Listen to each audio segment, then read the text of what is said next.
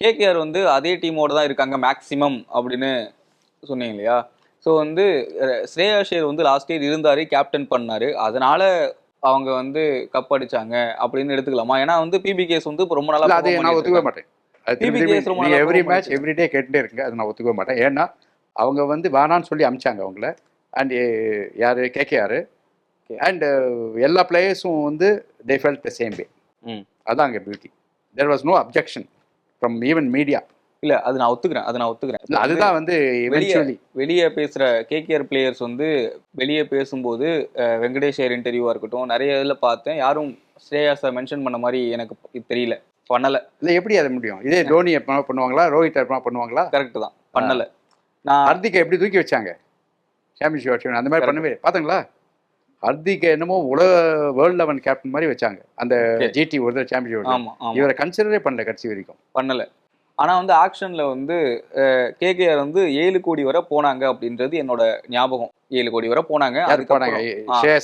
ஆமாம். அதுக்கப்புறம் அதிகமாக போக போக தான் அவங்க வந்து வெளியே வந்துட்டாங்க. அதுக்கப்புறம் பிபிகேஎஸும் அவங்க ரீடைன் பண்ணும்போதே அவரை கன்சிடர் பண்ணல.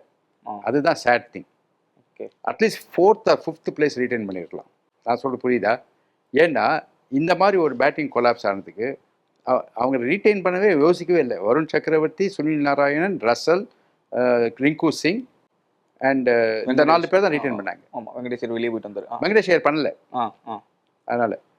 அதனால கன்சிடரே பண்ணல இவரை.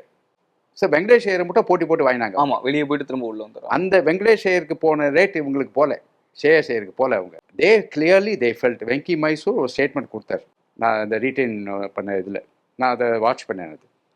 அதுதான் கிளியராக சொன்னாருனாக்க, எங்களுக்கு ஸ்ரேயாஸ் ஐயர் விடுறதுக்கு மனசு இல்லை, ஆனால் அவரோட பெட்டர் பிளேயர்ஸ் இருக்காங்க அப்படின்னு சொன்னார். This what he meant. So that matter is over there.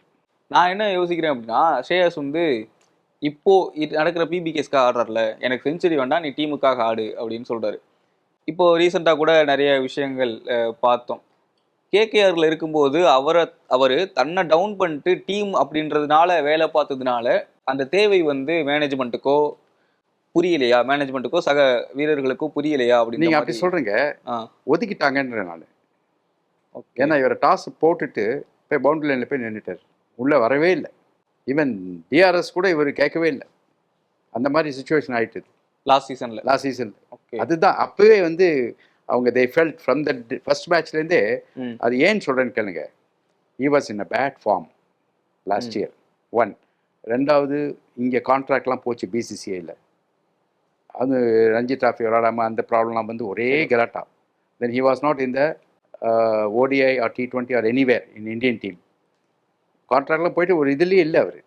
So அதனால் வந்து எல்லாருமே அவரை வந்து ஒரு மாதிரி யூஸ்லெஸ் மாதிரி பார்த்தாங்க. அதுக்கப்புறமா பேசிக் பேர் வேறு இருக்குது, ஷார்ட் பிச் பால் விளையாட தெரியாதுன்ட்டு. ஸோ இதெல்லாம் சேர்ந்து அவரை வந்து ரொம்ப லோவாக கீப் பண்ணிச்சு. அண்ட் அதனால தான் அவர் வந்து வின் பண்ணி சாம்பியன்ஷிப் கப்பு வாங்கினா கூட யாரும் வந்து அவரை மதிக்கலை, இன்க்ளூடிங் பிளேயர்ஸ். அதனால அவர் வந்து டு கோ அவுட். அவரே வந்து சொல்லியிருப்பார், எனக்கு வேணா நான் போயிடுறேன்ட்டு சொல்லியிருப்பார்.